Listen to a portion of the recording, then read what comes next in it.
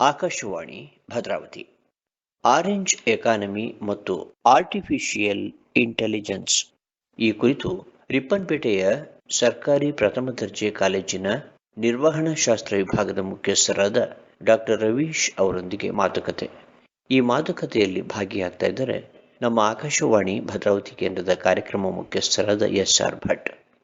ಕೇಳುಗರೆ, ಇತ್ತೀಚಿನ ದಿನದಲ್ಲಿ ಸೋಷಿಯಲ್ ಮೀಡಿಯಾ ಅತ್ಯಂತ ಪ್ರಭಾವಿ ಮಾಧ್ಯಮ ಅಂತ ಹೇಳೋದನ್ನು ಕೇಳ್ತೀವಿ. ಅದೇ ರೀತಿಯಲ್ಲಿ ಸೋಷಿಯಲ್ ಮೀಡಿಯಾಗಳಲ್ಲಿ ಹಲವು ಪ್ರಕಾರಗಳನ್ನು ಕೂಡ ನೋಡ್ತೀವಿ. AI ಬಂದ ನಂತರವಂತೂ ನಮಗೆ ಒಂದು ರೀತಿಯಲ್ಲಿ ಸೋಷಿಯಲ್ ಮೀಡಿಯಾ ಏನೇನೇನೋ ಚಿತ್ರಣವನ್ನು ಕೂಡ ಮಾಡಿಕೊಡೋದನ್ನು ಕೂಡ ನೋಡ್ತಾ ಇರ್ತೀವಿ. ಅದಕ್ಕಿಂತ ಹೆಚ್ಚಾಗಿ ಇತ್ತೀಚಿನ ದಿನದಲ್ಲಿ ಯುವತಿಯರು ರೀಲ್ಸ್ ಮುಖಾಂತರ ತಮ್ಮದೇ ಆದಂತಹ ವಿಶೇಷ ಪ್ರಪಂಚವನ್ನು ಸೃಷ್ಟಿಸಿಕೊಳ್ಳೋದನ್ನು ಕೂಡ ನೋಡ್ತಾ ಇದ್ದೀವಿ. ಹಾಗಿದ್ರೆ ಇದೇ ಸಂದರ್ಭದಲ್ಲಿ ನಮ್ಮ ರಾಷ್ಟ್ರದ ಪ್ರಧಾನಿಯವರು ಒಂದು ಮಾತನ್ನು ಹೇಳಿದ್ರು, ಆರೆಂಜ್ ಇಕಾನಮಿ ಅನ್ನುವಂಥ ಮಾತು. ಇದು ಏನು ಆರೆಂಜ್ ಇಕಾನಮಿ ಅಂತಂದರೆ, ಮತ್ತು ಆರೆಂಜ್ ಇಕಾನಮಿಯನ್ನು ನಾವು ಭಾರತದಲ್ಲಿ ಹೇಗೆ ಕ್ರಿಯೇಟ್ ಮಾಡಬಹುದು ಅನ್ನೋದನ್ನು ತಿಳಿಸೋದಕ್ಕೋಸ್ಕರವಾಗಿ ಇಂದು ನಮ್ಮೊಂದಿಗಿದ್ದಾರೆ ಸರ್ಕಾರಿ ಪ್ರಥಮ ದರ್ಜೆ ಕಾಲೇಜು ರಿಪ್ಪನ್ಪೇಟೆಯ ನಿರ್ವಹಣಾ ಶಾಸ್ತ್ರ ವಿಭಾಗದ ಮುಖ್ಯಸ್ಥರಾಗಿ ಕಾರ್ಯನಿರ್ವಹಿಸ್ತಾ ಇರತಕ್ಕಂತಹ ಡಾಕ್ಟರ್ ರವೀಶ್ ಅವರು. ರವೀಶ್ ಅವರೇ, ನಮಸ್ಕಾರ. ನಮಸ್ತೆ. ಈಗ ನಾನು ಆರಂಭದಲ್ಲೇ ಹೇಳ್ತಾ ಇದ್ದೆ, ಸೋಷಿಯಲ್ ಮೀಡಿಯಾ ಬಹಳ ಪ್ರಭಾವ ಆಗ್ಬಿಟ್ಟಿದೆ, ಪ್ರಭಾವ ಬೀರ್ತಾನೂ ಇದೆ. ಯಾವ್ಯಾವ ರೀತಿ ಪ್ರಭಾವ ಬೀರ್ತಿದೆ ರವೀಶ್ ಅವರೇ? ಮೊದಲನೇದಾಗಿ ಈ ಬ್ರಾಡ್ಕಾಸ್ಟಿಂಗ್ ಅನ್ನೋ ಮೂಲ ನಾವು ಆಕಾಶವಾಣಿಯಿಂದನೇ ಬಂದಿದ್ದು. ಹೌದು. ಈ ಆಕಾಶವಾಣಿಯ ಧ್ಯೇಯದಲ್ಲಿ ಒಂದು 4 ಇನ್ಫಾರ್ಮೇಶನ್ ತುಂಬ ಚೆನ್ನಾಗಿದೆ. ಆಕಾಶವಾಣಿ ಧ್ಯೇಯದಲ್ಲಿ ಒಂದು ಇನ್ಫಾರ್ಮು, ಎಜುಕೇಟು, ಎನ್ರಿಚ್, ಎಂಟರ್ಟೈನ್ ಆ್ಯಂಡ್ ಎನ್ಪವರ್ ಅಂತ. ಹೌದು. ಸೊ ಈ ಮೂಲ ಬೀಜ ಏನು ಆಕಾಶವಾಣಿಲಿ ಇದೆಯಲ್ಲ, ಅದಾದ್ಮೇಲೆ ಅದ್ರದ್ದು ಬೆಳೀತಾ ಹೋದಂಗೆ ಈ ಸೋಷಿಯಲ್ ಮೀಡಿಯಾಗಳು ಬರ್ತಾ ಹೋದ್ವು. ಹೌದು. ಈ ಸೋಷಿಯಲ್ ಮೀಡಿಯಾ ಹೆಂಗಾಗಿದೆ ಅಂತ ಹೇಳಿದ್ರೆ, ಇವತ್ತು man is a social animal ಅಂತ ಹೇಳ್ತಾ ಇದ್ವಿ ನಾವು. Man is a social media animal ಅನ್ಬೇಕಾ ಅನ್ನಂಗೆ ಆಗ್ತಿದೆ. ಈಗ ಸೋಷಿಯಲ್ ಮೀಡಿಯಾ ಇಲ್ಲದೆ ಇರುವಂತಹ ಮನುಷ್ಯರನ್ನ ನಾವು ನೋಡೋದು ಕಷ್ಟ ಇದೆ.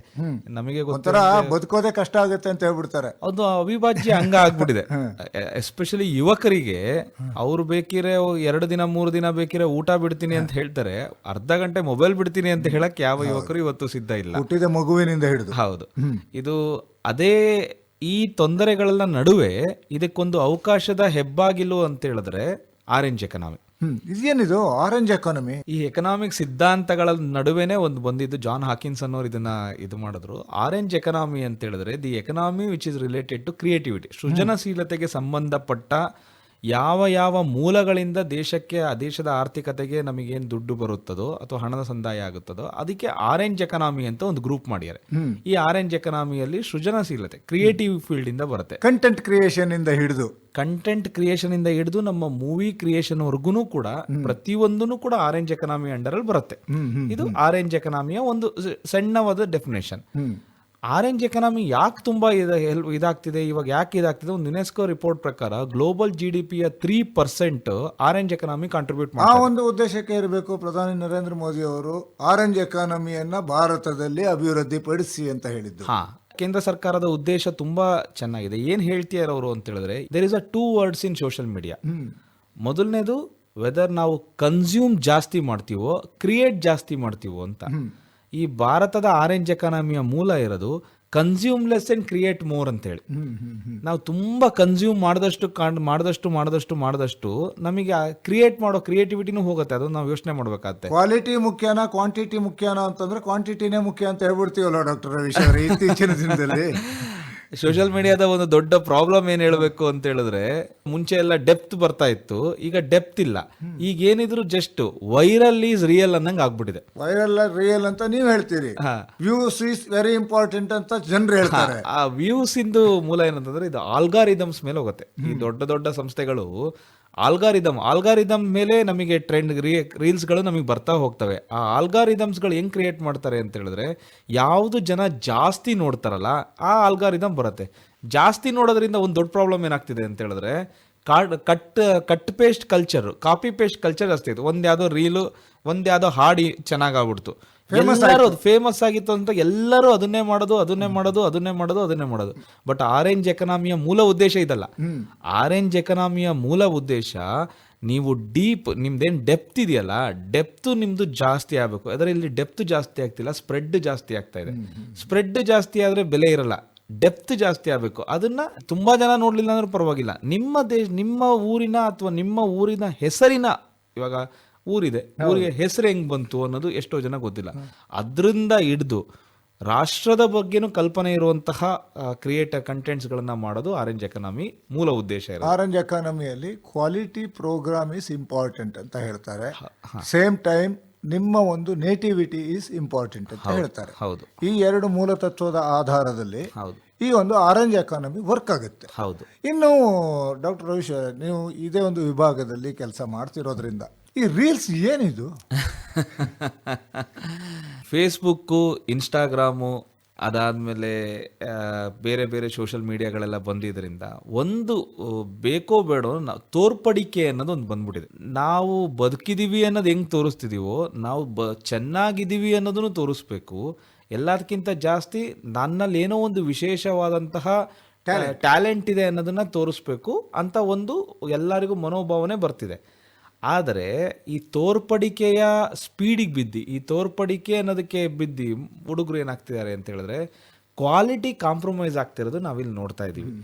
ಆ ಕ್ವಾಲಿಟಿ ಕಾಂಪ್ರಮೈಸ್ ಆಗ್ತಿರೋದ್ರಿಂದ ನಮಗೆ ಸಬ್ಸ್ಟ್ಯಾಂಡರ್ಡ್ ಕ್ವಾಲಿಟಿಗಳೇ, ಒಂದು ಅಧ್ಯಯನದ ಪ್ರಕಾರ ಈ ಯೂಟ್ಯೂಬಿಗೆ ಮತ್ತು ಇನ್ಸ್ಟಾಗ್ರಾಮಿಗೆ ಅಪ್ಲೋಡ್ ಆಗುವಂಥ ರೀಲ್ಸ್ಗಳಲ್ಲಿ 70-80% ರೀಲ್ಸ್ಗಳು ಇಂಡಸ್ಟ್ರಿ ರೀಲ್ಸ್ ಪ್ರಕಾರ ಸಬ್ಸ್ಟ್ಯಾಂಡರ್ಡ್ ಕ್ವಾಲಿಟಿಗಳೇ ಆಗಿದ್ದಾವೆ. ಅಂದ್ರೆ ಇದರ ಮೇಲೆ ಕಂಟ್ರೋಲ್ನ ಇಟ್ಕೊಳ್ಳೋದಕ್ಕೆ ಆಗೋದಿಲ್ವಾ?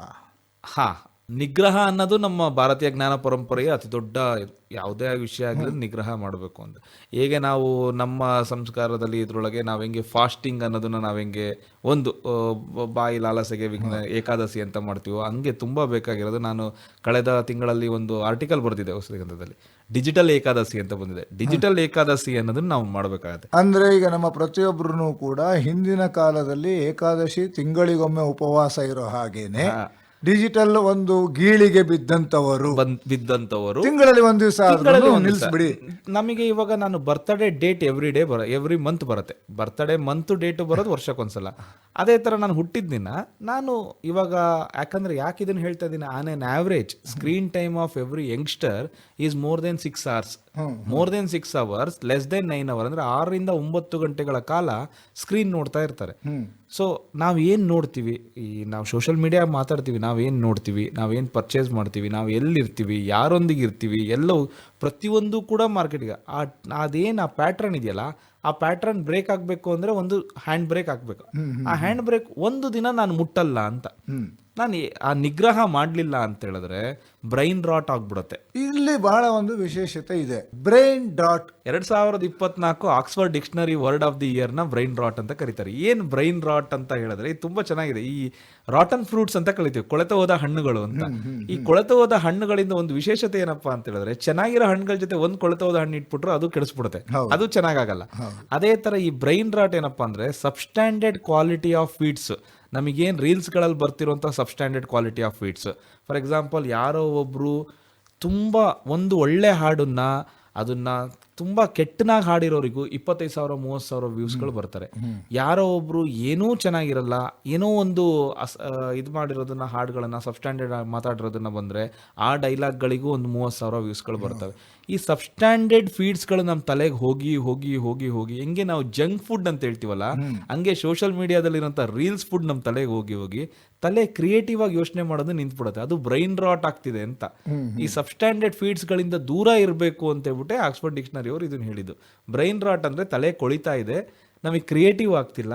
ಯಾವಾಗ ತಲೆಯಲ್ಲಿ ಬೇಡದಿರೋದೇ ತುಂಬಿಕೊಂಡಿರುತ್ತೋ ಅವಾಗ ನಮಗೆ ಕ್ರಿಯೇಟಿವ್ ಆಗಿ ಥಿಂಕ್ ಮಾಡೋಕ್ಕಾಗಲ್ಲ ಅಂತ ಹೇಳ್ತಿದ್ದಾರೆ. ಬೇಡದಿರುವ ವಿಷಯ ಅಂತ ತಾವು ಮಾತಾಡ್ಬಿಟ್ರಿ ಡಾಕ್ಟರ್ ರವೀಶ್. ಹೌದು ಸರ್.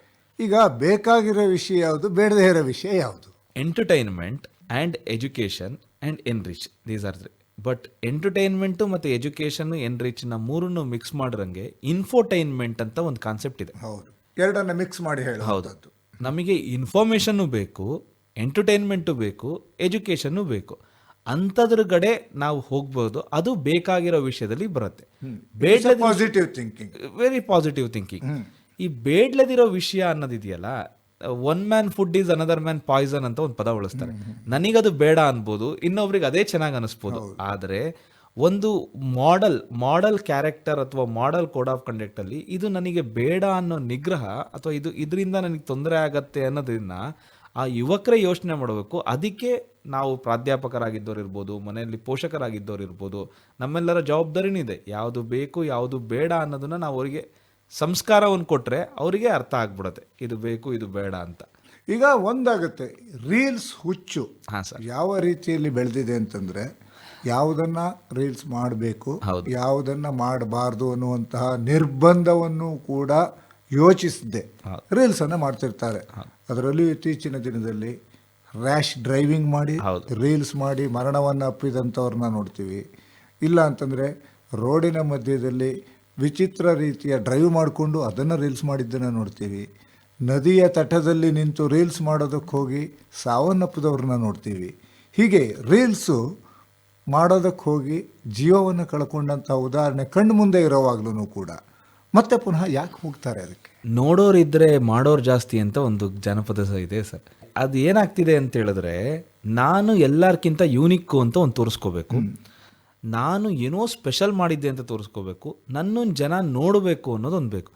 ಆ ಮೂರರಿಂದ ಏನಾಗ್ತಿದೆ ಅಂತ ಹೇಳಿದ್ರೆ, ಯಾವುದೋ ಒಂದು ರೀಲು ಒಂದು ಕಡೆಗೆ ಎಲ್ಲೋ ನಿಂತು ಒಂದು ಹಾಕಿರೋದು 2,000 ವ್ಯೂಸ್ ಬರುವಂಥ ರೀಲು 8,000 ವ್ಯೂಸ್ ಬಂದಿರುತ್ತೆ.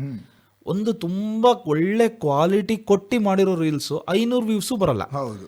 ಇವಾಗ ಅವನಿಗೆ 8,000 ವ್ಯೂಸ್ ಬಂದಿದ್ದು ನೋಡ್ತಾನೆ, ಅವನಲ್ಲಿ ಅವನದ ಅಲ್ಲದ ಲಕ್ಷಣಗಳನ್ನು ಆ ರೀಲ್ಸ್ ಅಲ್ಲಿ ಹಾಕಿರ್ತಾನೆ. ಅವನ ಕ್ಯಾರೆಕ್ಟರ್ ಅಲ್ಲ ಅದು, ಅವನದ ಅಲ್ಲದ ಲಕ್ಷಣ ಒರಿಜಿನಾಲಿಟಿ ಇಲ್ಲದೆ ಇರೋದು ಹಾಕಿರ್ತಾನೆ. 8,000 ಬಂತು.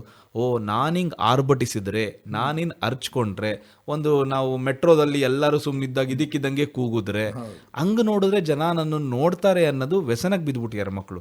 ಈ ಕ್ರಿಯೇಟರ್ಸ್ಗಳು ಮಾಡ್ತಿರೋದು ದೊಡ್ಡ ಒಂದು ಸಣ್ಣ ತೊಂದರೆ ಏನಪ್ಪಾ ಅಂದ್ರೆ, ಮಾನಿಟೈಸೇಷನ್ ಏನಿದೆಯಲ್ಲ, ಅದು monetisation on the basis of not on value, on the basis of virality. So ಎಲ್ಲಿವರೆಗೂ ಈ ಕಂಪನಿಗಳಾಗಿರ್ಬೋದು monetisation on the basis of values ಆಗಿ ಕನ್ವರ್ಟ್ ಆಗಲ್ಲ, ಅಲ್ಲಿವರೆಗೂ ಈ ಅಂಟು ಜಾಡ್ಯ ಇದೆಯಲ್ಲ, ಇದು ತುಂಬಾ ಬಂದ್ಬಿಟ್ಟಿದೆ. ಮುಂಚೆ ಎಲ್ಲ ನಗರಗಳಲ್ಲಿತ್ತು, ಈಗ ಭಾರತದಾದ್ಯಂತ ಮತ್ತು ಹಳ್ಳಿಗಳಲ್ಲೂ ಈ ಅಂಟು ಜಾಡ್ಯ ಬಂದ್ಬಿಟ್ಟಿದೆ.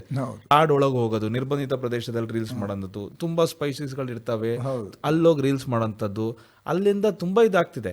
ಅದನ್ನ ಏನ್ ಮಾಡಬೇಕು ಅಂದ್ರೆ, ಒಂದೇ ಇದಕ್ಕಿರೋ ಸೊಲ್ಯೂಷನ್ ಏನಪ್ಪಾ ಅಂತ ಹೇಳಿದ್ರೆ, ಸೋಷಿಯಲ್ ಮೀಡಿಯಾದ ಬಗ್ಗೆ ಪಠ್ಯ ಪುಸ್ತಕಗಳಲ್ಲಿ ಅವೇರ್ನೆಸ್ ಕೊಡಬೇಕು. ಯಾವ ರೀಲ್ಸ್ ಮಾಡಿದ್ರೆ ಒಳ್ಳೇದು, ಅದೇ ಆರೆಂಜ್ ಎಕನಾಮಿಯ ಒಂದು ಮುಖ ಯಾವುದು, ಈ ರೀಲ್ಸ್ ಜಾಡ್ಯದ ಇನ್ನೊಂದು ಮುಖ ಯಾವುದು, ಇದು ಎರಡರ ಬಗ್ಗೆ ಸಮತೋಲನವಾದಂತಹ ಒಂದು ಈ ವಿಷಯ ತಜ್ಞರ ಇರ್ಬೋದು, ಪರಿಣಿತರಾಗಿರ್ಬೋದು, ಎಸ್ಪೆಷಲಿ ಸೈಕಾಲಜಿಸ್ಟ್ ಇರ್ಬೋದು, ಅವರೆಲ್ಲರೂ ಸೇರಿ ಒಂದು ಒಳ್ಳೆ ಒಂದು ಮಾಡೆಲ್, ನಾವೇನು ರೆಗ್ಯುಲೇಷನ್ಸ್ ಅಂತ ಕರ್ತೀವಲ್ಲ, ಸೋಷಿಯಲ್ ಮೀಡಿಯಾಗೆ ರೆಗ್ಯುಲೇಷನ್ಸ್ ತಂದರೆ ಮಕ್ಕಳಿಗೆ ಹೇಳಿದ್ರೆ ಖಂಡಿತ ಅರ್ಥ ಮಾಡ್ಕೊಂಡು ಅದ್ರ ಕಡೆಗೆ ಹೋಗ್ತಾರೆ. ಅಂದರೆ ನಾವು ಒಂದು ರೀತಿಯಲ್ಲಿ ಮಕ್ಕಳಲ್ಲಿಯೂ ಕೂಡ ಈಗಲಿಂದಾನೆ ಪಾಸಿಟಿವ್ ಥಿಂಕಿಂಗ್, ಪಾಸಿಟಿವ್ ಅಟಿಟ್ಯೂಡ್ ಇದನ್ನು ಬೆಳೆಸುವಂತಹ ಅನಿವಾರ್ಯತೆ, ಅವಶ್ಯಕತೆ ಎರಡೂ ಇದೆ. 100%. ಇದು it is not only applicable to the digital media, ಹೌದು, it is applicable to all field. ಹೌದು. ಆರೆಂಜ್ ಎಕಾನಮಿ ಇದು ಕೇವಲ ಡಿಜಿಟಲ್ ಸಂಬಂಧಪಟ್ಟಿದ್ದಲ್ಲ. ಇದು ಏನಿದು ಹಾಗಿದ್ರೆ ಎಲ್ಲ ದೇಶದ ಆರ್ಥಿಕ ವ್ಯವಸ್ಥೆಗೆ ಆರೆಂಜ್ ಎಕಾನಮಿ ಹೇಗೆ ಹೆಲ್ಪ್ ಮಾಡುತ್ತೆ? ಈಗ ಜಪಾನಲ್ಲಿ ಒಂದು ಆನಿಮಿ ಅಂತ ಒಂದು ಬಂತು. ಈ ಆನಿಮಿ ಸೀರೀಸ್ ಅಂತ ಹೇಳ್ಬಿಟ್ಟು ಜಪಾನ್ ಅವ್ರು ಏನ್ ಮಾಡಿದ್ರು ಅಂದ್ರೆ, ಜಪಾನಲ್ಲಿ ಆನಿಮಿ ಅನ್ನೋದೊಂದು ಒಂದು ಕಾರ್ಟೂನಲ್ಲಿ ಬರುವಂತ ಒಂದು ಸಣ್ಣ ಸೀರೀಸ್. ಆ ಸೀರೀಸ್ ಇಂದ ಅವ್ರು ಬಿಟ್ಟು ಅವ್ರೇನ್ ಮಾಡಿದ್ರು ಅಂದ್ರೆ, ಜಪಾನ್ ಹಿಂಗಿರತ್ತೆ, ಜಪಾನಿನ ಸಂಸ್ಕಾರಗಳೇನು, ಜಪಾನ್ ನಡ್ಕೊಳ್ಳೋಂಥದ್ದೇನು, ಅವರ ಕ್ಯಾರೆಕ್ಟರ್ಗಳೇನು, ಅದನ್ನೆಲ್ಲದನ್ನು ಪ್ರಪಂಚದಾದ್ಯಂತ ಆನಿಮಿನ ಇದು ಮಾಡಿದ್ರು. ಹಂಗೆ ಕ್ಯಾಪ್ಟನ್ ಮಾರ್ವೆಲ್ ಅಂತ ಹೇಳ್ಬಿಟ್ಟು ಕ್ಯಾಪ್ಟನ್ ಸೂಪರ್ ಹೀರೋಸ್ಗಳೆಲ್ಲ ಅಮೆರಿಕದ್ದು ಬಂತು, ಕ್ಯಾಪ್ಟನ್ ಅಮೆರಿಕಾ ಅಂತೆಲ್ಲ ಬಂತು. ಅದು ಏನಾಗ್ತಿದೆ ಅಂತ ಹೇಳಿದ್ರೆ, ಈ ಆರೆಂಜ್ ಎಕಾನಮಿಯ ಮೂಲ ಏನಿದೆ ಅಂತ ಹೇಳಿದ್ರೆ, ನಮ್ಮ ದೇಶದ ಕಥೆಗಳನ್ನು, ನಮ್ಮ ದೇಶದ ರೋಚಕವಾದ ವಿಷಯಗಳನ್ನು, ನಮ್ಮ ದೇಶದಲ್ಲಿರುವಂತಹ ಒಂದು ವಿಶಿಷ್ಟವಾದ ಶ್ರೀಮಂತಿಕೆಯನ್ನ ನಾವು ಹೇಳೋಕೆ ಇದು ಒಂದು ಪ್ಲಾಟ್ಫಾರ್ಮ್ ಕೊಡ್ತಿದೆ. ಎರಡು ರೀತಿಯಲ್ಲಿ ಇಂಪಾರ್ಟೆಂಟ್. ಒಂದು, ನಮ್ಮ ದೇಶದ ಕಥೆಯನ್ನು ನಾವೇ ಹೇಳಲಿಲ್ಲ ಅಂತ ಹೇಳಿದ್ರೆ ಬೇರೆಯವರು ಅದನ್ನ ತಪ್ಪಾಗಿ ಹೇಳೋ ಸಾಧ್ಯತೆನೂ ಇರುತ್ತೆ. ಇಲ್ಲ, ನಮ್ಮೂರಿನ ಇತಿಹಾಸವನ್ನ ಬೇರೆಯವರು ಬಂದು ಅಧ್ಯಯನ ಮಾಡದೆ ಬರೆಯುವಂತಹ ಒಂದು ಪ್ರಕ್ರಿಯೆಗಳಿಗೆ ಇದು ನೇರವಾಗಿ ಹೋಲಿಕೆ ಬರುತ್ತೆ. ಬೇರೆಯವರು ಅದನ್ನ ತಪ್ಪಾಗೂ ಹೇಳ್ಬೋದು, ಬೇರೆಯವರು ಅದನ್ನ ಅರ್ಧಂಬರ್ಧ ಹೇಳ್ಬೋದು, ಬೇರೆಯವರು ಅದನ್ನ ಅಮೂಲಾಗ್ರವಾಗಿ ಅಧ್ಯಯನ ಮಾಡದೇನು ಹೇಳ್ಬೋದು. ಇತಿಹಾಸದ ಮೂಲ ಪುಟಗಳನ್ನ ತೆಗೆದು ನೋಡಿದಂತಹ ಸಮಯದಲ್ಲಿ ನಾವು ಏನು ಒನ್ ಸೈಡೆಡ್ ಸ್ಟೋರಿ ಅಂತ ಕರಿತೀವೋ, ಆ ತರಹದ ಅನಾಹುತಗಳನ್ನ ತಪ್ಪಿಸುವುದಕ್ಕೋಸ್ಕರವಾಗಿ ನಮ್ಮೂರಿನ ಬಗ್ಗೆ, ನಮ್ಮ ಬಗ್ಗೆ ನಾವೇ ಹೇಳ್ಕೊತೀವಿ. ಹೆಮ್ಮೆಯಿಂದ ಹೇಳ್ಬೋದು. ಹೆಮ್ಮೆಯಿಂದ ಹೇಳ್ಕೊಂತೀವಿ. ಸತ್ಯ ಅದೇ ಹೆಮ್ಮೆಯಿಂದ ಹೇಳಿಕೊಳ್ಳುವಾಗ ನೈಜತೆ ಆಧಾರಿತವಾಗಿ ಸತ್ಯವನ್ನೇ ಹೇಳ್ಕೋಬೇಕು ಅನ್ನೋದು ಆರೆಂಜ್ ಎಕಾನಮಿ ಮೂಲ ಕಲ್ಪನೆ. ನಮ್ಮ ದೇಶದ ಗೌರವ ಇರಲಿ, ಅಷ್ಟೇ ನೈಜತೆನೂ ಇರಲಿ ಅಂತಾನೆ ಮೂಲ ಕಲ್ಪನೆ. ಈ ಅನಿಮಿ ಸೀರೀಸ್ಗಳು ಹೆಂಗ್ ಹಿಟ್ ಆದ್ವಲ್ಲ, ಅದೇ ತರ ಈಗ ಭಾರತದ ಸೀರೀಸ್ಗಳು ಬರಬೇಕು. ಇವಾಗ ಮಹಾಭಾರತ ಕಥೆಗಳಿದೆ, ಸೂಪರ್ ನಾವು ಸ್ಪೈಡರ್ ಮ್ಯಾನ್ ಮಾತಾಡ್ತೀವಿ, ನಾವು ಬ್ಯಾಟ್ಮ್ಯಾನ್ ಮಾತಾಡ್ತೀವಿ, ನಮ್ಮಲ್ಲಿ ಮಹಾಭಾರತದಲ್ಲಿ ಬಾಲ ಭೀಮಸೇನನ ಕಥೆಗಳು, ಇಲ್ಲ ಆಂಜನೇಯನ ಕಥೆ ಇದೆ, ಹನುಮರ ಕಥೆ ಇದು. ನೋಡಿ, ಈ ರೀಲ್ಸ್ಗಳು ಬರ್ತಿರೋದು ಏನಕ್ಕೆ ಅಂತ ಹೇಳಿದ್ರೆ, ನಾನು ಅನ್ನೋದನ್ನ ತೋರಿಸ್ಕೋಬೇಕು ಅಂತ. ಈ ಆಂಜನೇಯರ ಕಥೆಯಲ್ಲಿ ಒಂದು ಸಣ್ಣ ಇದು ಬರುತ್ತೆ, ಅವ್ರು ಸಮುದ್ರ ಮಂಥನ ಮಾಡಿ ಅವರು ರಾವಣನ ಹತ್ರ ಹೋಗ್ತಾರೆ. ರಾವಣನ ಹತ್ರ ನೀನು ಯಾರು ಅಂತ ಕೇಳ್ತಾರೆ. ನಾನು ಯಾವಾಗಲೂ ಹೇಳ್ತಿರ್ತೀನಿ, ನೀನು ಯಾರು ಅಂತ ಕೇಳಿದ್ರೆ, ನಾನು ಅಷ್ಟು ಸಮುದ್ರ ಹಾರಿದ್ದೀನಿ, ಇಲ್ಲಿ ಬಂದಿದ್ದೀನಿ, ಇಷ್ಟೆಲ್ಲ ಮಾಡಿದ್ದೀನಿ, ನಾನು ಅಂತೋನ್ ಮಂತ್ರಿ, ಅದೆಲ್ಲ ಹೇಳ್ಬೋದಾಗಿತ್ತು. ಈ ರೀಲ್ಸ್ಗಳಲ್ಲಿ ಹಂಗೆ ನಾವು ನಾವು ನಾವು ಅನ್ನೋ ತೋರಿಸ್ತೀವಿ. ಆದರೆ ಆಂಜನೇಯ ಮಾತಾಡೋದು ನೀನು ಯಾರು ಅಂತ ಕೇಳಿದ್ರೆ, ದಾಸೋಹಂ ಕೋಸಲ ರಾಮಚಂದ್ರ ಅಂತ ಕರೀದೆ. ನಾನು ಕೋಸಲ ದೇಶದ ರಾಮಚಂದ್ರನ ದಾಸ, ಅಷ್ಟೇ ನನ್ನ ಐಡೆಂಟಿಟಿ ಅಂತ ಹೇಳ್ತಾರೆ. ಅಂಥ ವಿಷಯಗಳು ಅಂದರೆ that is loyalty towards organisations ಅಂತ ಕರಿತೀವಿ, ಅಥವಾ ಲಾಯಲ್ಟಿ ಟುವರ್ಡ್ಸ್ ನಮಗೆ ಜಾಬ್ ಕೊಟ್ಟಂತಹ ಎಂಪ್ಲಾಯಿನ ಲಾಯಲ್ಟಿ, ನನ್ನ ದೊರೆಯ ಮೇಲೆ ನನಗಿರೋ ಲಾಯಲ್ಟಿನ, ಅಂಥದನ್ನ ನಮ್ಮ ದೇಶದ ಶ್ರೀಮಂತಿಕೆ ಇರಬಹುದು. ಅದೇ ರೀತಿಯಲ್ಲಿ ತಾವು ಆರಂಭದಲ್ಲಿ ಮಾತನಾಡ್ತಾ ಇರಬೇಕಿದ್ರೆ ನಿಮ್ಮೂರಿನ ಇತಿಹಾಸವನ್ನು ನೀವೇ ಕಟ್ಟಬಹುದು ಅಂತ. ಆ ಊರಿನಲ್ಲಿ ಎಷ್ಟೋ ಸ್ವಾತಂತ್ರ್ಯ ಹೋರಾಟಗಾರರಿದ್ದು ಕಣ್ಮರೆಯಾಗಿರಬಹುದು, ಆ ಊರಿಗೆ ಸೇವೆ ಸಲ್ಲಿಸಿದಂತ ಮಹನೀಯರು ಇರಬಹುದು, ಜಗತ್ತಿಗೆ ಅವರ ಪರಿಚಯವನ್ನು ಮಾಡಿಕೊಟ್ಟಾಗತ್ತಲ್ಲ. ಹೌದು, ತುಂಬಾ ಆ ಊರಿನ ಬರೀ ಇಲ್ಲಿ ನೋಡಿ, ಆರೆಂಜ್ ಎಕಾನಮಿ ಮೂಲ ಊರಿನ ಇತಿಹಾಸ ಹೇಳ್ಬೋದು, ಊರಲ್ಲಿರುವಂತಹ ಸ್ವಾತಂತ್ರ್ಯ ಹೋರಾಟಗಾರರ ಬಗ್ಗೆ ಹೇಳ್ಬೋದು, ಊರಿನಲ್ಲಿ ಇರುವಂತಹ ಕೈಗಾರಿಕೆಗಳ ಬಗ್ಗೆ ಹೇಳ್ಬೋದು, ಟೂರಿಸ್ಟ್ ಸ್ಪಾಟ್ಸ್ಗಳ ಬಗ್ಗೆ ಹೇಳ್ಬೋದು, ಊರಿನ ಟೂರಿಸ್ಟ್ ಸ್ಪಾಟ್ಸ್ಗಳ ಬಗ್ಗೆ ಹೇಳ್ಬೋದು. ಅದಾದಮೇಲೆ ಮೂಲವಾಗಿ ಊರಲ್ಲಿದ್ದಂತಹ ವೈಶಿಷ್ಟ್ಯಗಳು, ಇವಾಗ ಫಾರ್ ಎಕ್ಸಾಂಪಲ್ ನಾನು ಕೆಲಸ ಮಾಡುತ್ತಿರುವ ರಿಪ್ಪನ್ಪೇಟೆ ತಗೊಂಡ್ರೆ, ಇವಾಗ ರಿಪ್ಪನ್ಪೇಟೆಯಲ್ಲಿ ಉಪ್ಪಿನಕಾಯಿ ಭಾರಿ ಫೇಮಸ್, ಗ್ಲೋಬಲ್ ಲೆವೆಲಲ್ಲಿ ಉಪ್ಪಿನಕಾಯಿ. ಆ ಕಾರ್ಯಕ್ರಮ, ಕೈಗಾರಿಕೆಗಳು, ಅಲ್ಲಿರೋ ಬೆಳೆಗಳು, ಆ ಊರಿನ ಜಾಗಗಳು, ಇವಾಗ ಅರಸಾಳಲ್ಲಿ ಮಾಲ್ಗುಡಿ ಮ್ಯೂಸಿಯಂ, ಅಲ್ಲಿ ನಡೆದಂತಹ ಐತಿಹಾಸಿಕ ಚಿತ್ರೀಕರಣಗಳ ಬಗ್ಗೆ ಇರ್ಬೋದು. RK ನಾರಾಯಣ್ ಅವರು ಅಲ್ಲಿ ಬೆಂಗಳೂರಲ್ಲಿ ಮಾಲ್ಗುಡಿ ಬರೆದ್ರು, ಅರಸಾಳನ್ನ ಚಿತ್ರೀಕರಣ ಮಾಡಿದ್ರು, ಮಾಲ್ಗುಡಿ ಮ್ಯೂಸಿಯಂ ಇದೆ. ನಮ್ಮ ಊರಲ್ಲಿರೋ ಸಣ್ಣ ವಿಷಯಗಳೇ ಗ್ಲೋಬಲ್ ಲೆವೆಲ್ಗೆ ನಾವು ಮುಟ್ಟಿಸ್ಬೋದು. ಅದಕ್ಕೆ ತುಂಬಾ ಒಳ್ಳೆ ಜಾಗತಿಕ ವೇದಿಕೆ ಇದೆ. ಇದಕ್ಕೆ ಬೇಕಾಗಿರೋದು ಒಂದು ಒಳ್ಳೆ ಮೊಬೈಲ್ ಫೋನ್ ಇದೆ ಅಂದ ತಕ್ಷಣ ಹೋಗ್ಬಾರ್ದು. ಮೊಬೈಲ್ ಫೋನ್ ಹಿಂದ್ಗಡೆ ತುಂಬ ರಿಸರ್ಚ್ ಮಾಡಬೇಕಾಗತ್ತೆ. ನೈಜ ಫ್ಯಾಕ್ಟ್ ಚೆಕ್ ಅಂತ ನಾವೇನು ಹೇಳ್ತೀವಲ್ಲ, 5-6 ಸಲ ನೋಡ್ಕೊಂಡು ನಮಗೇನಾಗಿದೆ, ಗೂಗಲಲ್ಲಿ ಇರೋದೆಲ್ಲ ರಿಯಲ್ ಅನ್ಸಿದೆ. ಇಲ್ಲ, ಗೂಗಲ್ ನಾವೇ ಮನುಷ್ಯರೇ ಡಂಪ್ ಮಾಡಿರೋದು, ವಿಕಿಪೀಡಿಯಾದಲ್ಲಿ ನಾವೇ ಎಡಿಟ್ ನಾವು AI ವಿಷಯದ ಬಗ್ಗೆ ಹೇಗೆ ಮಾತನಾಡ್ತೀವೋ ಅದೇ ತರದಲ್ಲಿ AI ಬಂತು ಉದ್ಯೋಗವನ್ನು ಕಳ್ಕೊತೀವಿ ಅಂತ ಹೇಳೋವಂತ ಕಡೆಯಲ್ಲಿ ಹಲವಾರು ಉದ್ಯೋಗಗಳ ಸೃಷ್ಟಿ ಆಗುತ್ತೆ ಅನ್ನೋದನ್ನು ಕೂಡ ಮರಿತೀವಿ. ಹೌದು, ಯಾಕೆ AI ಬರ್ತಿದೆ, ನಮ್ದೆಲ್ಲ ಜಾಬ್ ಕಳ್ಕೊಂತಿದೆ. ಹೌದು, AI ಯಾಕೆ ಬರ್ತಿದೆ ಅನ್ನೋದನ್ನ ನಾವು ಯೋಚನೆ ಮಾಡಬೇಕು. AI ನನ್ನ ರೊಟೀನ್ ಕೆಲಸಗಳನ್ನ ಮಾಡಕ್ ಬರ್ತಿದೆ. ನಾನು ರೊಟೀನ್ ಕೆಲಸಗಳನ್ನ ನಾನು ಮುಳುಗೋಗ್ಬಾರ್ದು, ರೊಟೀನ್ ಕೆಲಸ ಅದು ಮಾಡಬೇಕು. ನಾನು ಬೇರೆ ಸ್ಟ್ರಾಟಜಿಕ್ ಆಗಿ ಥಿಂಕ್ ಮಾಡಿ ನನ್ನ ಮೇಧಾಶಕ್ತಿ ಬಳಸ್ಕೊಂಡು ನಾನು ಬೇರೆ ಏನೋ ಮಾಡಬೇಕು. ಮೊನ್ನೆ ನಾನು ಬರ್ದಿದ್ದೆ, ಒಂದು ಅಂಕಣ ಬರ್ದಿದ್ದೆ, ಅನ್ನೋದು ಜೇನುತುಪ್ಪ ಇದ್ದಂಗೆ, ಮೇಧಾಶಕ್ತಿ ಅನ್ನೋದು ರಾಣಿ ಜೇನು ಇದ್ದಂಗೆ. ಆ ರಾಣಿ ಜೇನಿಗೆ ನಮ್ಮ ಮೇಧಾಶಕ್ತಿ, ಅದನ್ನು ಬಳಸ್ಕೊಂಡು ಆರೆಂಜ್ ಎಕಾನಮಿ ಮೇಲೆ ನಾನು ತುಂಬ ವರ್ಕ್ ಮಾಡ್ಬೋದು, ಪ್ರತಿಯೊಂದನ್ನು ಮಾಡ್ಬೋದು. ಹೌದು, ಅಂದ್ರೆ orange economy is not restricted to social media, digital media, each and every field. Creativity ಎಲ್ಲೆಲ್ಲಿದೆಯೋ ಎಲ್ಲ ಆರೆಂಜ್ ಎಕಾನಮಿ ಇದೆ. ಹೌದು, ಈಗ ಒಬ್ಬ ಸಾಗರದಂತಹ ಜಾಗದಲ್ಲಿ ತುಂಬಾ ಉತ್ತಮವಾದಂತಹ ಕುಶಲಕರ್ಮಿಗಳು ತಮ್ಮದೇ ಆದಂತಹ ಒಂದು ಗಂಧದ ಕೆತ್ತನೆಯನ್ನು ಮಾಡ್ತಾರೆ. ಈ ತರದ್ದನ್ನು ಕೂಡ ರೀಲ್ಸ್ ಮಾಡಿ ಬಿಟ್ಟಾಗ ನಮ್ಮೂರನ್ನ ನಾವು ಫೇಮಸ್ ಮಾಡೋದಕ್ಕೆ ಸಾಧ್ಯ ಆಗುತ್ತೆ. ಅದನ್ನೇ ಹೇಳ್ತಿರೋದು, that's what the need of the hour. ನೀವು ಅದನ್ನೆಲ್ಲ ರೀಲ್ಸ್ ಮಾಡಿ ಬಿಡುವಾಗ ಕೃತಕ ಬುದ್ಧಿಮತ್ತೆಯನ್ನು ಬಳಸ್ಕೊಂಡು, ಏನ ಬಳಸ್ಕೊಂಡು ನೀವು ಅದಕ್ಕೆ ಇಂಗ್ಲಿಷ್ ಕಂಟೆಂಟ್ ಕೊಡಿ, ವರ್ಲ್ಡ್ ವೈಡ್ ಅದನ್ನ ಪಬ್ಲಿಸಿಟಿ ಮಾಡಬಹುದು. ಬಳಸ್ಕೊಂಡ್ರೆ you can give it in any languages. ಯಾವ್ದಾದ್ರು ನೀವು ಪ್ಲಾಟ್ಫಾರ್ಮ್ ಕೊಡ್ಬೋದು, ಒಂದು ಲಿಂಕ್ ಕೊಡ್ಬೋದು, ಅವ್ರು ಯಾರಾದ್ರೂ ಬೇಕಿದ್ರೆ ಇಲ್ಲಿ ಪರ್ಚೇಸ್ ಮಾಡಕ್ ರೆಡಿ ಇದ್ರೆ ಅಂತ ಹಾಕ್ಬೋದು. ಮಾರುಕಟ್ಟೆ ಬೇಕಾದಂತಹ ಮ್ಯೂಸಿಕ್ ಅನ್ನು ಕೊಡ್ಬೋದು, ಏನ್ ಬೇಕಾದ್ರೂ ಕೊಡು. ಮಾರುಕಟ್ಟೆಗೆ ಇವತ್ತು ಯಾವುದೇ there is no limit for market today. ಹೌದು, ನಮಗೆ ಇವತ್ತು ಬೇಕಾಗಿರೋದು ಜಸ್ಟ್ ಹೇಳ್ತಾರಲ್ಲ, idea is a new asset ಅಂತ ಕರೀತಾರೆ. ಇವತ್ತಿಗೆ ಐಡಿಯಾ ಮಾಡೋದು ಅಥವಾ ಹುಡುಕಂಥದ್ದು ನ್ಯೂ ಅಸೆಟ್ ಆಗಿರೋದು. ಹೌದು ರವೀಶ್, ನೀವು MBA ಮಾಡಿದ್ರಿ, ಅದು ಹಾಗೇನೆ ಅರ್ಥಶಾಸ್ತ್ರ ಮತ್ತು PhD ಪದವಿಗಳನ್ನು ಮಾಡಿ ಸಂಶೋಧನಾ ಮಾರ್ಗದರ್ಶಕರಾಗಿ ಕೆಲಸನೂ ಕೂಡ ಮಾಡ್ತಾ ಇದ್ದೀರಿ ಈಗ. ಇಂಥ ಸಂದರ್ಭದಲ್ಲಿ ನೀವು ಈ ಆರ್ಥಿಕತೆಯಿಂದ ಈ ಒಂದು ವೈಜ್ಞಾನಿಕ ಮನೋಭಾವದೊಟ್ಟಿಗೆ ಆಧ್ಯಾತ್ಮಿಕ ಮನೋಭಾವಕ್ಕೆ ಹೇಗೆ ಬಂದ್ರಿ? ಒಂದು ರಾಷ್ಟ್ರ ಮತ್ತು ಧರ್ಮ ಅಂತ ಬಂದಾಗ ನಮಗೆ ಈ ಆಧ್ಯಾತ್ಮಿಕ ಮನೋಭಾವ ಓದ್ತಾ ಹೋದಷ್ಟು ಜಗತ್ತಿಗೆ ಏನೇನು ಹೊಸದು ಕೊಟ್ಟಿದ್ದಾರೆ ಅಥವಾ ಜಗತ್ತು ಏನು ಮುಂದುವರಿತಿದೆಯಲ್ಲ ಅದೆಲ್ಲ ಆಲ್ರೆಡಿ ನಮ್ಮಲ್ಲಿದೆ ಅನ್ನೋದು ಗೊತ್ತಾಗ್ಬಿಡ್ತು. ಗುರುಗಳ ಜೊತೆ ಅನುಸಂಧಾನ ಮಾಡ್ದಾಗಿರ್ಬೋದು, ಮಾತಾಡ್ದಾಗಿರ್ಬೋದು, ಓದ್ದಾಗಿರ್ಬೋದು, ಜಗತ್ತಲ್ಲಿ ಏನೇನು ಹೊಸದು ಇನ್ನು 100 ವರ್ಷ ಅಲ್ಲ 5,000 ವರ್ಷ ಹೊಸದು ಏನೇ ಬರಲಿ ಭಾರತದಲ್ಲಿ ಆಲ್ರೆಡಿ ಅದಿದೆ. ಮತ್ತು ಮುಖ್ಯ ಅಂದರೆ ನಮ್ಮ ಭಾರತದಲ್ಲಿ ಯಾವುದನ್ನು ನಾವು ಪೇಟೆಂಟ್ ಮಾಡಿಲ್ಲ, ಜಗತ್ತಿಗೆ ಬಿಟ್ಬಿಟ್ವಿ ನಾವು ಎಲ್ಲದನ್ನು ಬಿಟ್ಟು. ಇವಾಗ ಫಿನ್ಲ್ಯಾಂಡ್ ಅಂತ ಮಾತಾಡ್ತೀವಿ. ಫಿನ್ಲ್ಯಾಂಡಿನ ಎಜುಕೇಷನ್ ಸಿಸ್ಟಮ್ ಪ್ರಪಂಚದಲ್ಲೇ ಭಾರಿ ದೊಡ್ಡ ಎಜುಕೇಷನ್ ಸಿಸ್ಟಮು ಅಂತ ಹೇಳ್ತೀವಿ. ಅದು ಭಾರತದಲ್ಲಿ ಇದ್ದಿದ್ದು, ಭಾರತದಲ್ಲಿರೋ ಎಜುಕೇಷನ್ ಸಿಸ್ಟಮ್ನೇ ಮೂಲ. ಸೊ ಕೊನೆಗೆ ಎಲ್ಲ ನೋಡಿದಾಗ ಒಂದು ಅನಿಸ್ತು, ನಮ್ದೇನಿದೆಯಲ್ಲ ಅದು ನಾವು ಬದುಕೋದು ಇಟ್ಸ್ ಆರ್ಟ್ ಆಫ್ ಲಿವಿಂಗ್ ಆದ್ರಿಂದ, ದಿ ವೇ ಆಫ್ ಲಿವಿಂಗ್ ಆದ್ರಿಂದ ಅದು ಬದುಕಬೇಕು, ಇದೇ ಥರ ಇರಬೇಕು ಅಂತೇಳ್ಬಿಟ್ಟು ಒಂದು ಜ್ಞಾನೋದಯ, ಗುರುಮುಖೇನ ಜ್ಞಾನೋದಯ ಆಗಿ ಈ ದಾರಿಗೆ ಬಂದೆ ಅಂತ ಹೇಳಿದ್ರೆ ತಪ್ಪಾಗಲ್ಲ. ಹಾಗೇನೆ ಸಾಹಿತ್ಯ ಪ್ರಕಾರದಲ್ಲೂ ಕೈ ಆಡಿಸ್ಬಿಟ್ರಿ. ಸಾಹಿತ್ಯ ಅದು ನನ್ನ ತುಂಬ ಇಷ್ಟವಾದಂತಹ ಇದು. ನಾನು ಪದ್ಯಗಳಾಗಿರ್ಬೋದು, 2-3 ಫಿಲಮ್ಗಳಿಗೆ ಹಾಡುಗಳು ಬರೆದಿರೋದು. ರಾಘವೇಂದ್ರ ಬಿಜ್ಜಾಡಿಯವ್ರ ರಾಧೆಯ ಪ್ರಾಣ ಶ್ಯಾಮನ ಧ್ಯಾನ ಅಂತ ಹೇಳ್ಬಿಟ್ಟು ಒಂದು ಭಾವಗೀತೆಯನ್ನು ಬರ್ತಿದ್ದಾರೆ. ಸಾಹಿತ್ಯ ಅಂದರೆ ಇವಾಗೇನು ಸಣ್ಣ ವಿಷಯದಲ್ಲಿ ದೊಡ್ಡ ದೊಡ್ಡ ವಿಷಯಗಳನ್ನು ಹೇಳ್ಬೋದು.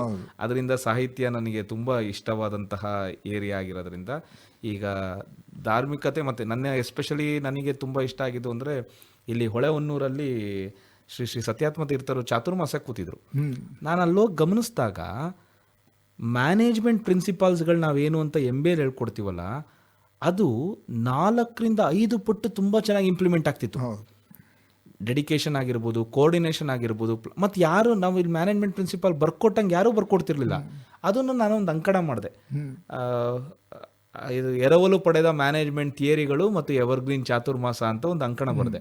ಆ ಅಂಕಣ ಬರೆದಾಗ ಆ ಅಂಕಣಕ್ಕೆ ಸಿಕ್ಕಂತಹ ಮಾನ್ಯತೆ ಆಗಿರ್ಬೋದು, ಅದರಲ್ಲಿರ್ಬೋದು. ಆಗ ಗೊತ್ತಾಯಿತು ನಮ್ದೇನಿದೆ ಇವಾಗ ದೊಡ್ಡ ದೊಡ್ಡ ಕ್ಷೇತ್ರಗಳಲ್ಲಿ ಊಟ ಇದೆಯಲ್ಲ, ನಮಗೇನಿಲ್ಲ ದಾಸೋಹ, ಆ ದಾಸೋಹದ ಮೇಲೆ ಸ್ಟಡಿಗಳಾಗಬೇಕು.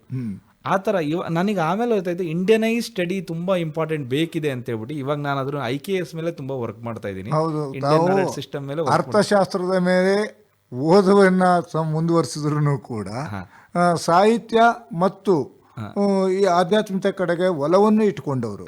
ಅದರ ಮಧ್ಯದಲ್ಲಿ ಕಬ್ಬಿಣದ ಕಡಲೆ ಅನ್ನುವಂಥ ಕಾವ್ಯ ಮೀಮಾಂಸೆಯ ಬಗ್ಗೆ ಆಸಕ್ತಿ ಹೇಗೆ ಬಂತಿದ್ದು? ನನಗೆ ಕಾಳಿದಾಸನ ಮೇಘದೂತ ಇರ್ಬೋದು, ಕುಮಾರವ್ಯಾಸ ಭಾರತ ಇರ್ಬೋದು. ಯಾಕೆ ಕಾವ್ಯ ಮೀಮಾಂಸೆ ಅಂದರೆ ನಾನು ಈ ಸಾಹಿತ್ಯ ಬರಿಬೇಕಾದ್ರೆ ಸಾಹಿತ್ಯಕ್ಕೆ ನಮಗೆ ಸಿಗುವಂತಹ ಪದಭಂಡಾರ ಏನಿದೆಯಲ್ಲ, ಪದಭಂಡಾರ ನಾವು ಮೂಲ ಟೆಕ್ಸ್ಟ್ಗಳನ್ನು ಓದಿದಾಗ ಆ ಮೂಲ ಟೆಕ್ಸ್ಟಲ್ಲಿ ಎಷ್ಟು ಸುಂದರವಾಗಿ, ಸರಳವಾಗಿ ಮತ್ತು ಇಷ್ಟು ಚೆನ್ನಾಗಿ ಪದಗಳನ್ನು ಬಳಸ್ಬೋದಾ ಅಂತೇಳಿ ಅದರೊಳಗಿದೆ. ಆದ್ದರಿಂದ ನನಗೆ ಆ ಕಾವ್ಯ ಮೀಮಾಂಸೆ ಇದೆಯಲ್ಲ, ಕಾವ್ಯ ಮೀಮಾಂಸೆ ನನ್ನ ಅಡಿಗರು ಕಾವ್ಯಗಳಿರ್ಬೋದು, ಬೇಂದ್ರೆಯವರ ಕಾವ್ಯಗಳಿರ್ಬೋದು, ಕುಮಾರವ್ಯಾಸರ ಕಾವ್ಯ ಇರ್ಬೋದು, ಅದೆಲ್ಲ ಮಾಡಿದಾಗ ಬದುಕಿಗೆ ಎಷ್ಟೇ ಸ್ಟ್ರೆಸ್ಫುಲ್ ಆಗಿದ್ರೂ ತುಂಬ ಚೆನ್ನಾಗಿ ಬದುಕ್ಬೋದು ಅನ್ನೋದನ್ನು ಬದುಕು ಹೇಳ್ಕೊಡುತ್ತೆ. ಆಮೇಲೆ ಎಷ್ಟೇ ಕ್ರಿಯೇಟಿವ್ ಆಗಿದ್ರು ತುಂಬ ಚೆನ್ನಾಗಿರ್ಬೋದು ಅನ್ನೋದು ಕಾವ್ಯ ಹೇಳುತ್ತೆ. ನಾನು ಪ್ರತಿಯೊಬ್ಬರಿಗೂ ಹೇಳೋದು, ಪ್ರತಿಯೊಬ್ಬರು ಸಾಹಿತ್ಯಾಸಕ್ತರಾಗಿರಬೇಕು, ಸಾಹಿತ್ಯನ ಓದಬೇಕು. ಸಾಹಿತ್ಯ ಓದಿದ್ರೆ ಜೀವನದ ಸತ್ವ ಇರುತ್ತೆ ಅನ್ನೋದನ್ನು ನಾನು ನಂಬ್ಕೊಂಡಿದ್ದೀನಿ. ತಾವು ಈ ಒಂದು ಶಿಕ್ಷಣ ವಿದ್ಯಾಭ್ಯಾಸವನ್ನೆಲ್ಲ ಮಾಡಿದ್ದಿಲ್ಲಿ? ನಾನು ಮೂಲತಃ ಇಲ್ಲಿ ಸಹ್ಯಾದ್ರಿ ಕಾಲೇಜಲ್ಲಿ BBM ವಿದ್ಯಾಭ್ಯಾಸ ತೊಗೊಂಡೆ. BBM ಡಿಗ್ರಿ ಆದಮೇಲೆ ಕುವೆಂಪು ಯೂನಿವರ್ಸಿಟಿಗೆ ನಾನು 7ನೇ ರ್ಯಾಂಕ್ ಬಂದೆ.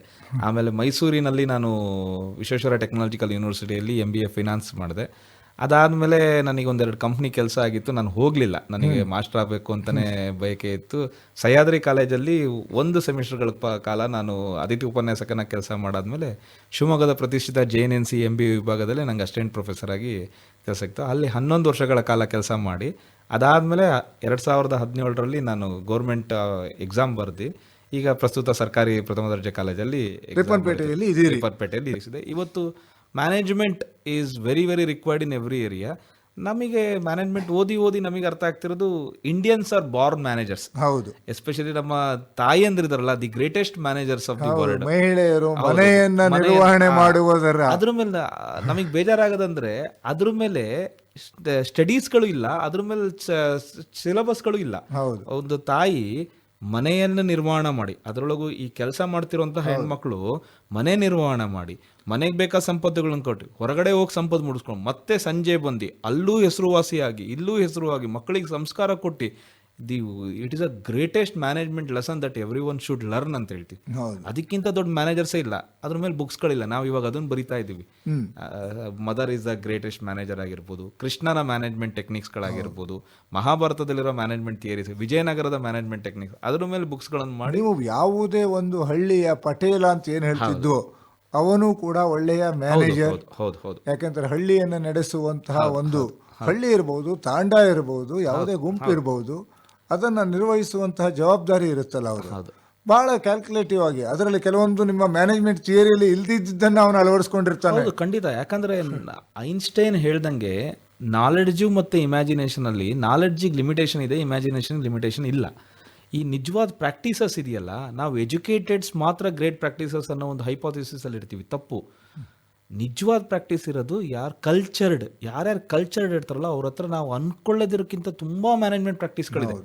ತುಂಬಾ ಚೆನ್ನಾಗಿ ನಾವು ಅನ್ಕೊಳ್ಳೋದಕ್ಕಿಂತ 50 ವರ್ಷದ ಹಳೆಯ ಚಂಪಕ ಆಗಿರ್ಬೋದು, ಬಾಲಮಂಗಳ ಆಗಿರ್ಬೋದು ಇಟ್ಟಿರ್ತಾರೆ. ಎಷ್ಟು ಚಂದ ಮ್ಯಾನೇಜ್ಮೆಂಟ್ ಮಾಡಿರ್ಬೋದು. ಇವತ್ತಿನ ಹುಡುಗರುಗಳಿಗೆ ಒಂದು ಸೆಮಿಸ್ಟರ್ ಆಗಿ ನೆಕ್ಸ್ಟ್ ಬುಕ್ ಇರಲ್ಲ. ಇದು ಹಳೆ ಹೇಳ್ತಿರಲ್ಲ, ತುಂಬ ಹಳ್ಳಿಗಳಲ್ಲಿ ಗ್ರಾಮೀಣ ಭಾಗದಲ್ಲಿ ಇನ್ನೂ ತುಂಬ ಮ್ಯಾನೇಜ್ಮೆಂಟ್ ಪ್ರಿನ್ಸಿಪಲ್ಸ್ಗಳು ಟೆಕ್ನಿಕ್ಸ್ಗಳು ನಾವು ತೆಗಿಲೇದಿರೋದು. ನಾನು ಹೇಳ್ತೀನಲ್ಲ, ನಾವು ಸಂಶೋಧನೆ ಮಾಡಬೇಕು. ನಿಧಿ ತುಂಬಾ ಅಡಗಿದೆ, ನಾವು ಅದನ್ನು ತೆಗೆದಿಲ್ಲ. ನಮ್ಮೊಳಗೆ ಏನೇನಿದೆ ಅನ್ನೋದನ್ನ ಅರ್ಥೈಸಿಕೊಂಡು ಹೌದು ಇಂತಹ ಸಣ್ಣ ಸಣ್ಣ ವಿಷಯಗಳನ್ನ ಆಯ್ದು ರೀಲ್ಸ್ ಅನ್ನ ಮಾಡಿದ್ರೆ ಹೀರೋಸ್ ಆಗೋದು ಶತಸಿದ್ಧ. ಅದನ್ನ ನಮ್ಮ ಕಂಟೆಂಟ್ಸ್ಗಳಿಗೆ ನಾವೇ ಕ್ರಿಯೇಟರ್ ಆಗಬೇಕು. ಹೌದು. ನಾವು ಬೇರೆ ಯಾರ್ದೋ ಇವಾಗ ಯಾವುದೋ ಒಂದು ವರ್ಡಲ್ಲಿ ಹಾರ್ಡ್ ಇಟ್ಟಾಯ್ತು ಅಂದ ತಕ್ಷಣ ಅವ್ನು ಹೆಂಗ್ ಡ್ಯಾನ್ಸ್ ಮಾಡಿರ್ತಾನಲ್ಲ ಅದೇ ಡ್ಯಾನ್ಸ್ ಮಾಡೋದು ಬೇಡ. ಈ ತರ ತುಂಬಾ ವಿಷಯ ಇದೆ. ನಾವು ಹೇಳ್ತೀವಿ ಜನ ನೋಡಲ್ಲ ಅಂತ, ಜನ ನೋಡ್ತಾರೆ. ನಾವು ಒಂದು ಅಭಿರುಚಿಯನ್ನ ಹುಟ್ಟು ಹಾಕುವಂತಹ ಪ್ರಯತ್ನವನ್ನು ಮಾಡ್ಲೇಬೇಕಲ್ಲ. ನಾನು ಈ ಒಂದ್ ದಿವಸ ನೋಡದೇ ಇರಬಹುದು, 2 ದಿವಸ ನೋಡದೇ ಇರಬಹುದು, ಹೌದು, 3ನೇ ದಿವಸದಿಂದ ಯಾವುದೋ ರೀತಿಯ ಆಸಕ್ತಿ ಅವನಲ್ಲಿ ಹುಟ್ಟುಕೊಳ್ಳೋ ಸಾಧ್ಯತೆ ಇರುತ್ತೆ. ಇದು ಈ ವಿಷಯದಲ್ಲಿ ನಾನು ಬಾನುಲಿನ ತುಂಬ ನಾನು ಅಭಿನಂದಿಸ್ತೀನಿ. ಯಾಕಂತ ಹೇಳಿದ್ರೆ ಎಷ್ಟು ವರ್ಷಗಳಿಂದ ಕಂಟೆಂಟ್ ಕೊಡ್ತಿದ್ರು ಕ್ವಾಲಿಟಿನ ಕಾಂಪ್ರಮೈಸ್ ಆಗಿಲ್ಲ. ನಾವೆಲ್ಲ ಬೆಳೆದಿದ್ದು 7ರಿಂದ 8 ಗಂಟೆವರೆಗೂ ರೇಡಿಯೋ ಕೇಳ್ಕೊಂಡು ನಾವೆಲ್ಲ ಬೆಳೆದಿದ್ದು. ಬೆಳಗ್ಗೆ ಬರ್ತೀವಿ, ಸಂಸ್ಕೃತ ವಾರ್ತೆಯಿಂದ ಹಿಡಿದು ನ್ಯೂಸ್ವರೆಗೂ. ಈಗಲೂ ಹಾಕಿದ್ರು ಅದೇ ಇರುತ್ತೆ, ಅದೇ ಕಂಟೆಂಟು. ಆ ರಿಸರ್ಚ್ ಟೀಮಿಗೆ ನಾನು ತುಂಬ ಇದನ್ನು ಕಲಿಬೇಕು ಅಂತೀನಿ. ಯುವ ಜನರು ಇದರಿಂದ ಕಲಿಬೇಕು. ಒಂದು ತೊಗೊಂಬರೋದಾದ್ರೂ ಎಷ್ಟು ರಿಸರ್ಚ್ ಆಗತ್ತೆ, ಏನು ಮಾಡ್ತಾರೆ, ಇದನ್ನು ತಿಳಿಬೇಕು ಅಂತ ನಾನು ಯುವ ಜನರಿಗೆ ಕೇಳ್ಕೊತೀನಿ. ಅಂದರೆ ಯಾವುದೇ ವಿಷಯವನ್ನ ಹುಟ್ಟು ಹಾಕುವುದು ಮುಖ್ಯ ಇಲ್ಲ, ತಲುಪಿಸುವಾಗ ನಾವು ಹೇಗೆ ತಲುಪಿಸ್ತೀವಿ ಮತ್ತು ಯಾವುದನ್ನ ತಲುಪಿಸ್ತೀವಿ ಇದು ಬಹಳ ಮುಖ್ಯ. ಮೌಲ್ಯಯುತವಾದಂತಹ ವಿಷಯಗಳನ್ನ ಸಾರ್ವಜನಿಕರಿಗೆ ತಲುಪಿಸಲು ಪ್ರತಿಯೊಬ್ಬ ಕಂಟೆಂಟರು ಕೂಡ ಯೋಚನೆ ಮಾಡಬೇಕು. ಖಂಡಿತ. ಅವರ ಊರಿನ ಬಾವಿ ಇರಬಹುದು, ಅವರ ಊರಿನ ಕಲ್ಲು ಕೂಡ ಕತೆ ಹೇಳುವಂತಹದ್ದಿರುತ್ತೆ. ಆ ಊರಿನ ಕಲ್ಲಿನ ಕಥೆಯನ್ನು ಸಾರ್ವಜನಿಕರಿಗೆ ತಿಳಿಸಿದಾಗ ಊರಿನೊಟ್ಟಿಗೆ ಇವರು ಬೆಳೀತಾರೆ. 100% ಊರು ಬೆಳೆಯುತ್ತೆ, ಊರಿನೊಟ್ಟಿಗೆ ಇವರು ಬೆಳೀತಾರೆ. ಇಲ್ಲೊಂದು ಇಷ್ಟು ಮಾಡ್ಬೇಕಾರೆ ಒಂದು ಸಣ್ಣ ರಿಸರ್ಚ್ ದೊಡ್ಡವ್ರ ಹತ್ರ ಕೇಳೋದು, ಪ್ರಿಜರ್ಜ್ ಮಾಡಬಾರ್ದು. ಯಾವುದೇ ಪ್ರಿಜರ್ಜಿಗೆ ಒಳಗಾಗದೇನೆ ಏನೋ ಹೋಗಿರ್ತಾರ, ಅಲ್ಲೇನೋ ಸಿಕ್ಬಿಡುತ್ತೆ. ಯಾವುದೋ ಪ್ರಿಜರ್ಜಿಗೆ ಒಳಗಾಗ್ದೇನೆ ಅಲ್ಲಿರುವಂತಹ ಆಸ್ ಇಟ್ ಈಸ್ ಇನ್ಫಾರ್ಮೇಶನ್ನ, ಆಸ್ ಇಟ್ ಈಸ್ ಈಗ ಇದನ್ನ ಗೆಜೆಟೇರ್ನ ಹೇಳಿ ನೀವು ಹೇಳ್ದಂಗೆ ಕಲ್ಲಲ್ಲೂ ವಿಷಯಗಳಿದೆ ಇವತ್ತು. ಅದನ್ನೆಲ್ಲ ಆಯ್ದುಕೊಂಡು ಇವಾಗ ಈ ನಮ್ಮ ಬಾನುಲಿ ನಡೀತಿರುವಂತಹ ಭದ್ರಾವತಿ, ಈ ಭದ್ರಾವತಿ ಅನ್ನೋದು ಹೆಂಗ್ ಬಂತು? ಬೆಂಕಿಪುರ ಅನ್ನೋದು ವೆಂಕ ಅಂದ್ರೆ ನದಿ ಇಷ್ಟು ತಿರುಗತ್ತೆ ಅನ್ನೋದು, ಭದ್ರಾ ನದಿ ಟರ್ನ್ ಆಗೋ ಜಾಗ ಅನ್ನೋದನ್ನು ಕೂಡ ಹಿಡಿದು ಈ ಕಾರ್ಖಾನೆಗಳು ಎಂತ ಇತಿಹಾಸ ಹೇಳುತ್ತೆ, ಇಲ್ಲಿನ ಆಕಾಶವಾಣಿ ಎಂತ ಇತಿಹಾಸ ಹೇಳುತ್ತೆ. ಇದನ್ನು ಯುವಕರು ಮಾಡಬೇಕು. ಯಾಕಂದ್ರೆ ನಮಗೆ ಗತಕಾಲಕ್ಕೆ ಹೋಗ್ಬೇಕು ಅಂತಲ್ಲ, ಗತಕಾಲದಲ್ಲಿ ನಮ್ಮಿದ್ದಂತಹ ಶ್ರೀಮಂತಿಕೆ, ನಮಗೆ ಅವಾಗಲೇ ಇದ್ದಂತಹ ವಿಷನರಿ ನಮಗೆ next those who never study the history cannot create the history ಅಂತ ಹೇಳ್ತಾರೆ. ಸೊ ನಾವು ಓದಬೇಕು, ಅದನ್ನ ಮಾಡಬೇಕು ಅಂತ ಹೇಳ್ಬಿಟ್ಟು ನಾನು ಬಯಸ್ತೀನಿ. ಈ ರೀತಿಯ ವಿಷಯಗಳನ್ನ ಹೆಕ್ಕಿ ತೆಗೆದ ವಿಷಯಗಳನ್ನ ತೋರಿಸ್ಲಿ, ವ್ಯೂಸ್ ಬರುತ್ತೆ ಅನ್ನುವ ಒಂದೇ ಉದ್ದೇಶಕ್ಕಾಗಿ ಬೇಡದಿರುವ ಕಂಟೆಂಟ್ಗಳನ್ನು ಕೊಟ್ಟು ತಾವು ಜೀವಕ್ಕೆ ಅಪಾಯವನ್ನು ತಂದುಕೊಳ್ಳುವುದರ ಬದಲು ಒಳ್ಳೆಯ ವಿಷಯಗಳನ್ನು ಆಯ್ಕೆ ಮಾಡಿಕೊಳ್ಳಿ. ಅವರ ಮುತ್ತಾತಂದಿರು ಕೂಡ ಹೀರೋಗಳಾಗಿರ್ಬಹುದು, ಅದನ್ನು ಕೂಡ ತೋರಿಸೋ ಪ್ರಯತ್ನವನ್ನು ಮಾಡಲಿ. ಅವರ ಕುಟುಂಬದ ಇತಿಹಾಸವೂ ಕೂಡ ಒಂದು ರೀಲ್ಸ್ ಆಗುತ್ತೆ, ಅವರ ಮನೆಯೂ ಕೂಡ ರೀಲ್ಸ್ ಆಗುತ್ತೆ. ಆದರೆ ರೀಲ್ಸು ವ್ಯೂಸಿನ ಮಧ್ಯದಲ್ಲಿ ಯೋಚನೆ ಮಾಡಿ ಕಂಟೆಂಟನ್ನು ಕೊಡಲಿ. ಅದರೊಟ್ಟಿಗೆ ನಮ್ಮ ದೇಶದ ಸಂಸ್ಕೃತಿಯನ್ನು ಬೆಳೆಸುತ್ತಾ ತಾವು ಆರಂಭದಲ್ಲಿ ಹೇಳಿದಾಗನೇ ಆರೆಂಜ್ ಎಕಾನಮಿಯನ್ನು ಕೂಡ ಬೆಳೆಸುವ ಪ್ರಯತ್ನ ಮಾಡೋಣ. ಡಾಕ್ಟರ್ ರವೀಶ್ ಅವರೇ ನಮಸ್ಕಾರ, ಧನ್ಯವಾದಗಳು ಸರ್. ಇದುವರೆಗೂ ಆರೆಂಜ್ ಎಕಾನಮಿ ಮತ್ತು ಆರ್ಟಿಫಿಷಿಯಲ್ ಇಂಟೆಲಿಜೆನ್ಸ್ ಈ ಕುರಿತು ರಿಪ್ಪನ್ಪೇಟೆಯ ಸರ್ಕಾರಿ ಪ್ರಥಮ ದರ್ಜೆ ಕಾಲೇಜಿನ ನಿರ್ವಹಣಾ ಶಾಸ್ತ್ರ ವಿಭಾಗದ ಮುಖ್ಯಸ್ಥರಾದ ಡಾಕ್ಟರ್ ರವೀಶ್ ಅವರೊಂದಿಗೆ ನಡೆದ ಮಾತುಕತೆಯನ್ನು ಆಲಿಸಿದಿರಿ. ಈ ಮಾತುಕತೆಯಲ್ಲಿ ಭಾಗಿಯಾಗಿದ್ದವರು ನಮ್ಮ ಆಕಾಶವಾಣಿ ಭದ್ರಾವತಿ ಕೇಂದ್ರದ ಕಾರ್ಯಕ್ರಮ ಮುಖ್ಯಸ್ಥರಾದ SR ಭಟ್ ಅವರು. ಈ ಕಾರ್ಯಕ್ರಮ ಆಕಾಶವಾಣಿ ಭದ್ರಾವತಿ ಕೇಂದ್ರದಿಂದ ಮೂಡಿಬಂದಿತು.